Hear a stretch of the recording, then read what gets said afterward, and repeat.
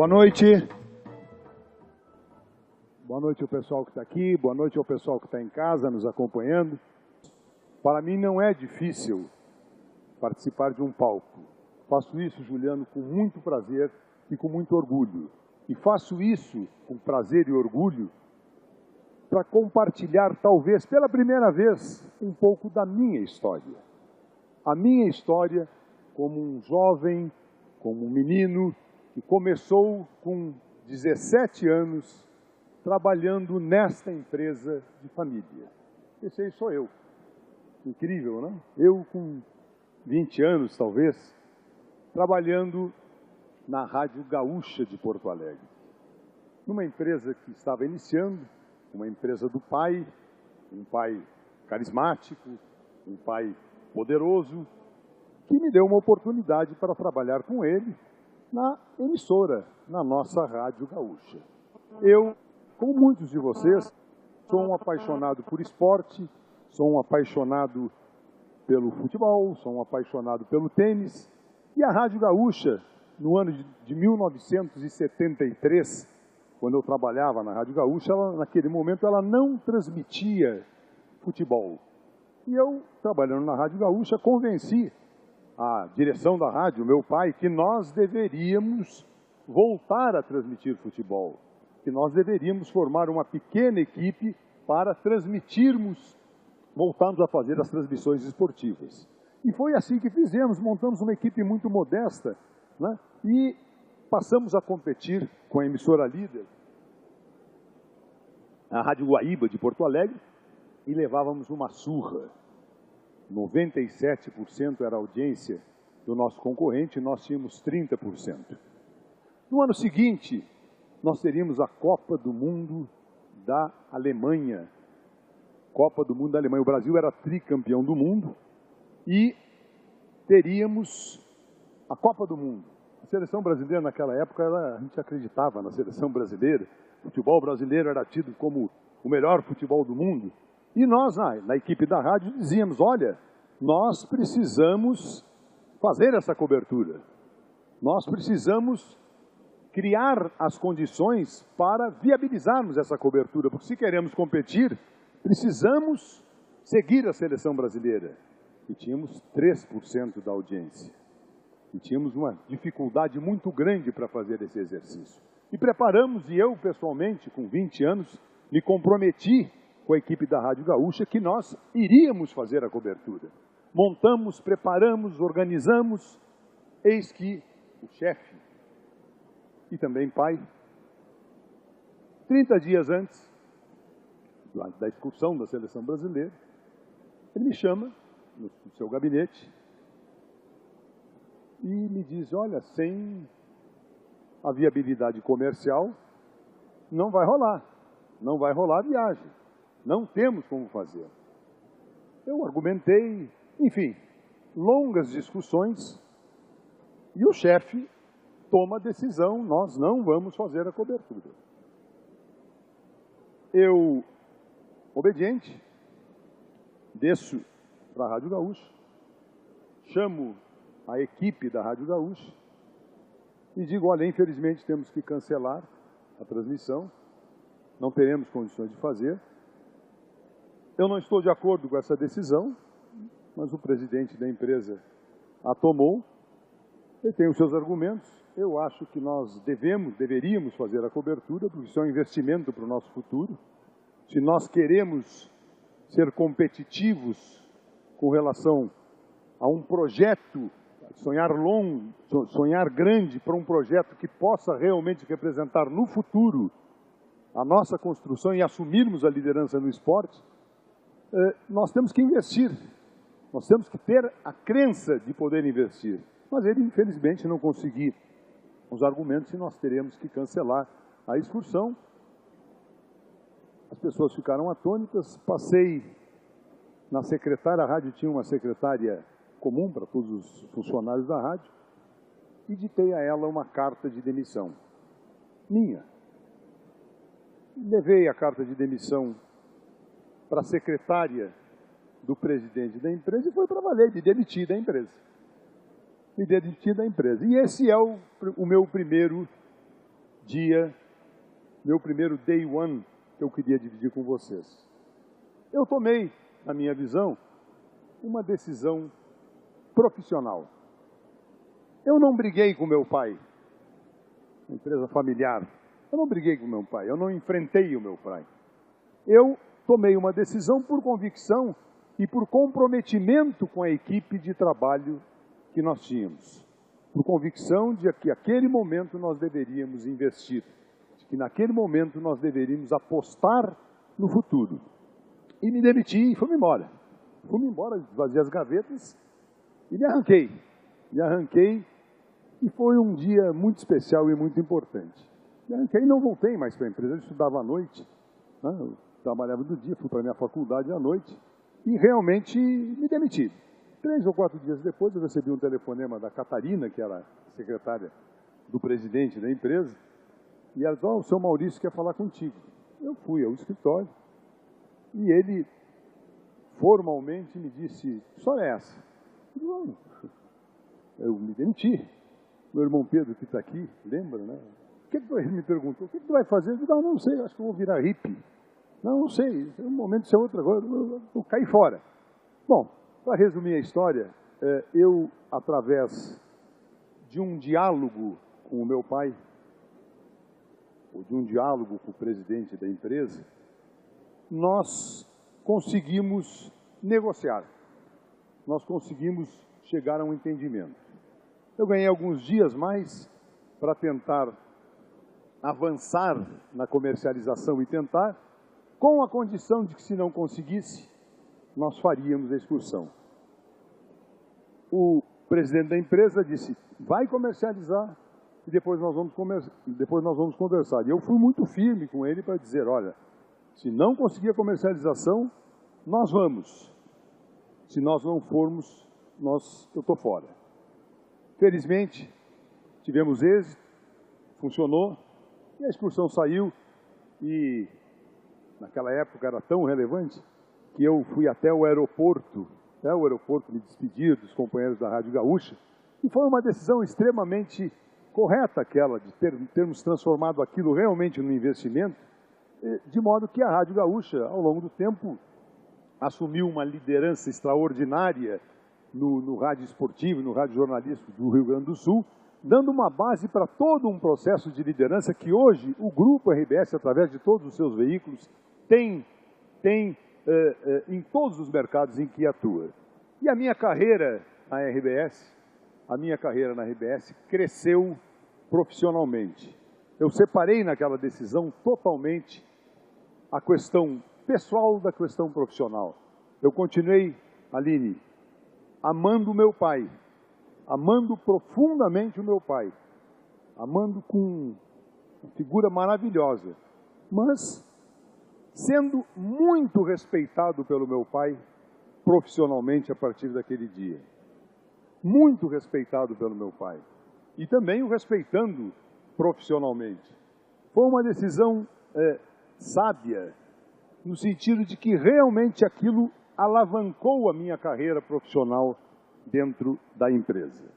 Minha carreira cresceu, eu fui para Santa Catarina, nós começamos um projeto novo em Santa Catarina, carreira de muito sucesso, carreira que em poucos anos a empresa se estabeleceu no estado de Santa Catarina e nós avançamos e repetimos no estado de Santa Catarina uma posição de liderança que tínhamos no Rio Grande do Sul, mas infelizmente, põe o próximo, não sei se está rodando lá, infelizmente o inesperado também pode acontecer. E às vezes o inesperado é dramático. E no nosso caso, ele foi. Num determinado dia, nós estamos trabalhando, empresa de família, as pessoas estão na sala do nosso chefe, do nosso presidente, do nosso querido pai, uma figura carismática, relevante, e simplesmente ele morreu. Lembro muito bem, Pedro, aquela tarde, ele se sentiu mal, pegamos, eu e o Pedro, o seu Maurício no carro, o levamos para o hospital e ele morreu. Ele morreu. Eu tinha 33 anos. Eu tinha 33 anos e eu estava absolutamente traumatizado pela morte do pai. Traumatizado pela morte do pai e todos os significados que isso tinha para mim. E para mim, profissional, com uma carreira séria, com uma carreira bem-sucedida, estava absolutamente clara que aquela cadeira era minha. Com 33 anos, uma carreira bem-sucedida, carreira com sucessos, e todas as pessoas enxergavam assim, essa cadeira é tua, embora o meu pai nunca tivesse dito, o Nelson é o meu sucessor. Nunca. No final do ano, no passado do ano de 85 para o ano de 86, aquelas comemorações de Réveillon, eu dei um abraço muito forte no meu pai e nós dois choramos muito. Aquele foi, para mim, o sinal mais forte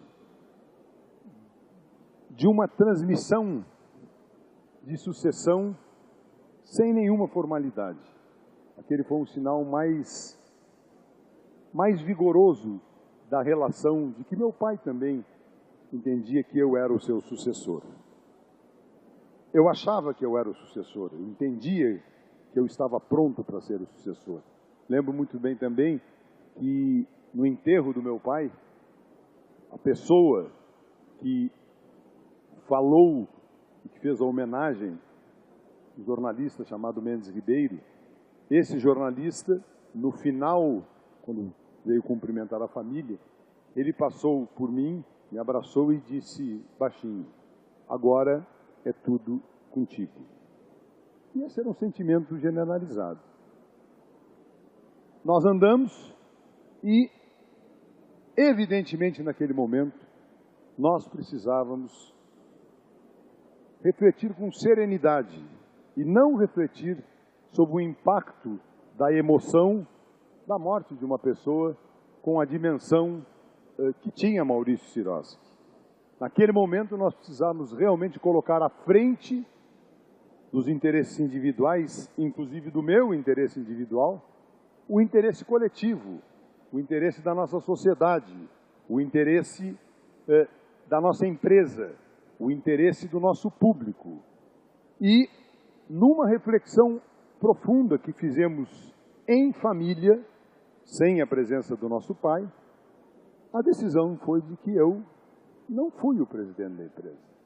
A cadeira que para mim era a lógica que eu deveria sentar, não me foi dada, inclusive com a minha concordância, por entender que realmente nós precisaríamos nos preparar para, num outro momento, prepararmos a nossa organização, prepararmos a nossa sociedade, prepararmos a nossa família, para que, eventualmente, no futuro eu pudesse assumir essa posição. E foi o que fizemos. O meu tio assumiu a presidência da empresa, recebeu da minha mãe um crachá, que era o crachá do meu pai, símbolo dessa transferência de poder que nós assumimos, e assumiu a presidência da empresa, e junto comigo demoramos o tempo que precisamos, o tempo que entendemos, demos a tranquilidade necessária para construirmos as condições de uma nova sociedade,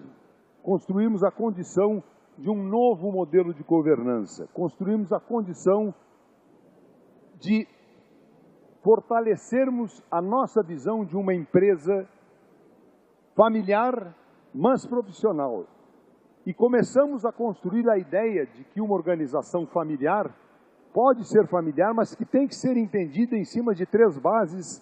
Uma base que é a sua propriedade, outra base que é a sua gestão e outra base que é a sua própria família.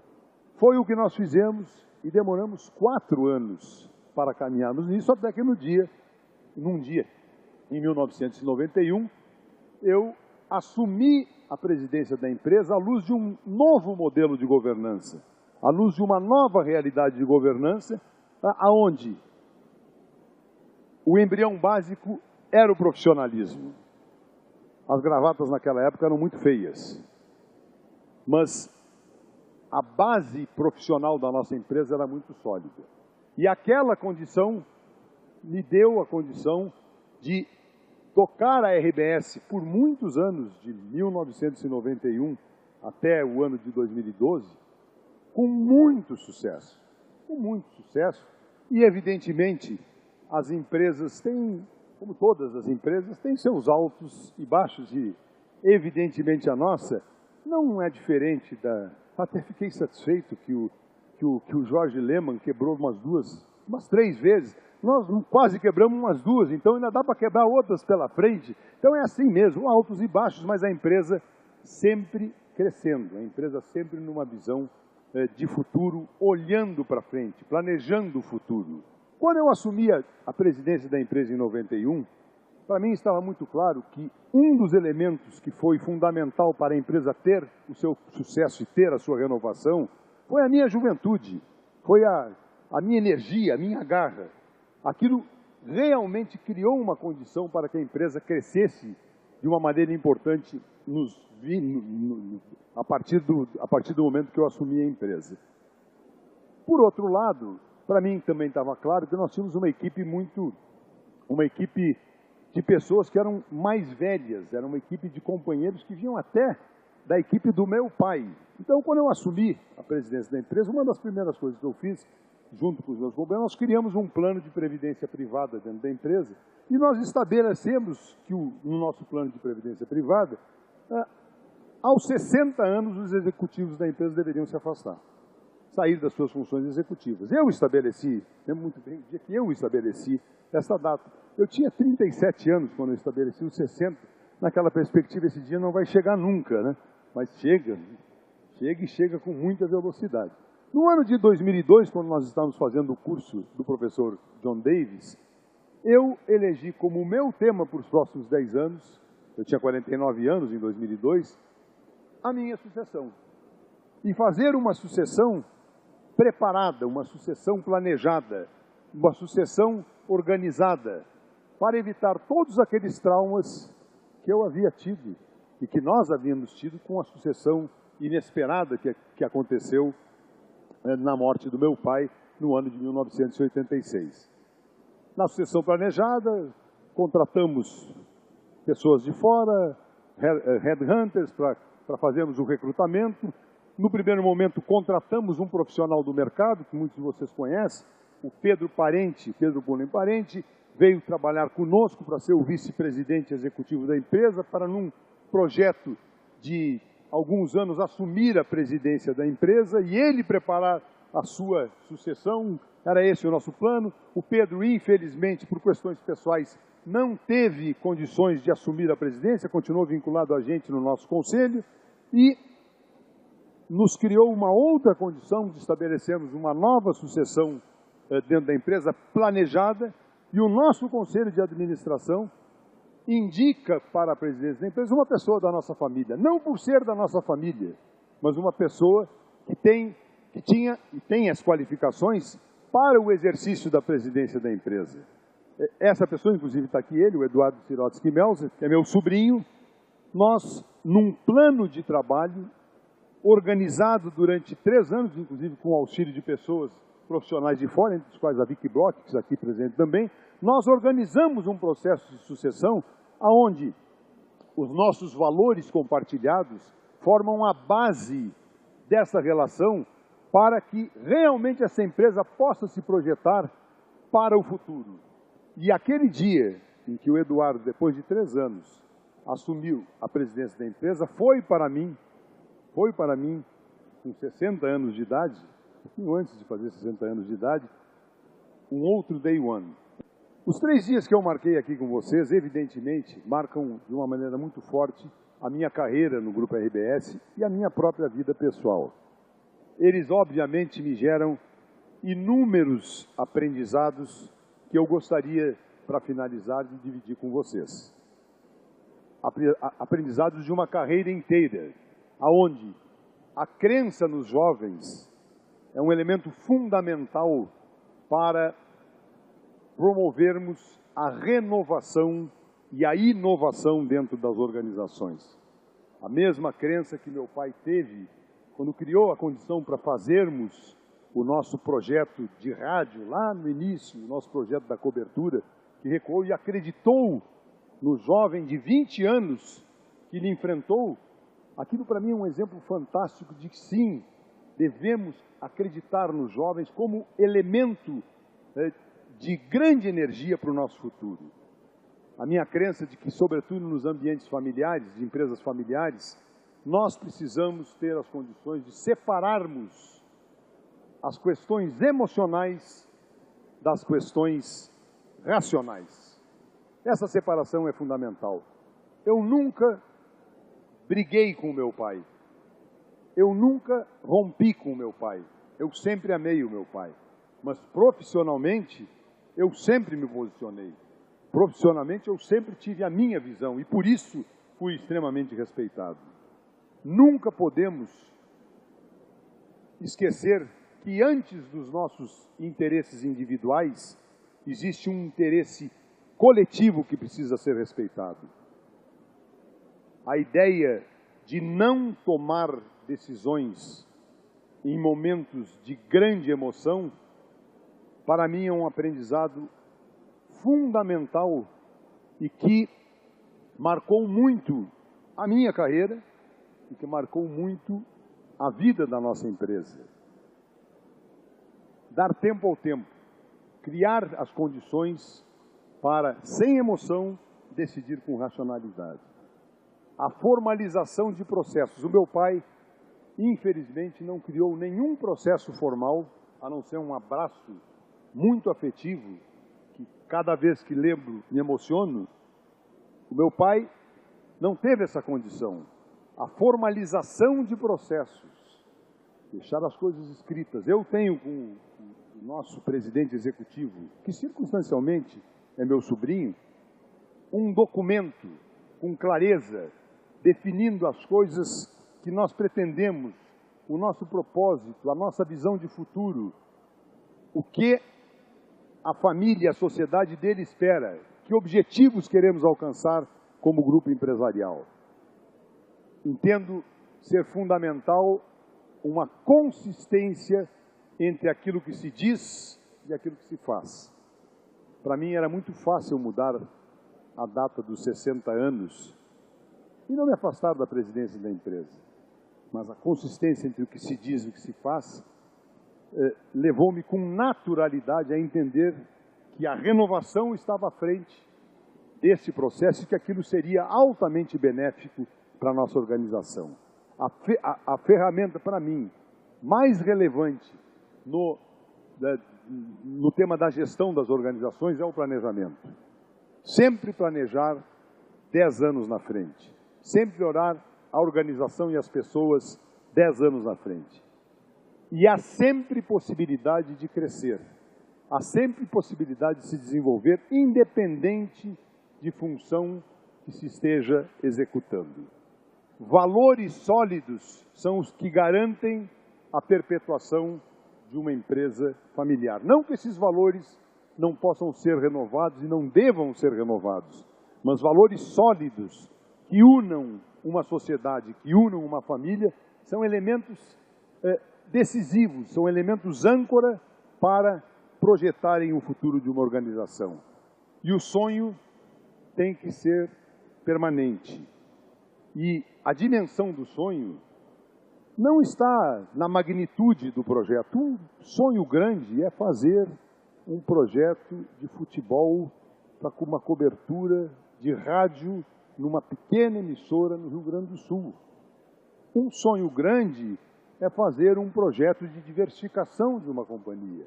Sonhar grande é parte de um exercício de quem quer empreender. E eu, em tudo aquilo que eu fiz ao longo da minha vida, sempre procurei sonhar grande. Finalizando, eu quero dividir com vocês o sentimento que está dentro de mim nesse momento. Um sentimento de muito orgulho de poder estar dividindo com vocês a minha história desses primeiros 45 anos de atividade profissional e a esperança de que no futuro a gente possa compartilhar outras experiências, outras construções que também possam gerar em cada um de vocês, e da minha parte eu também pretendo, continuar tendo o mesmo orgulho, a mesma satisfação que eu estou tendo nesse momento. Muito obrigado.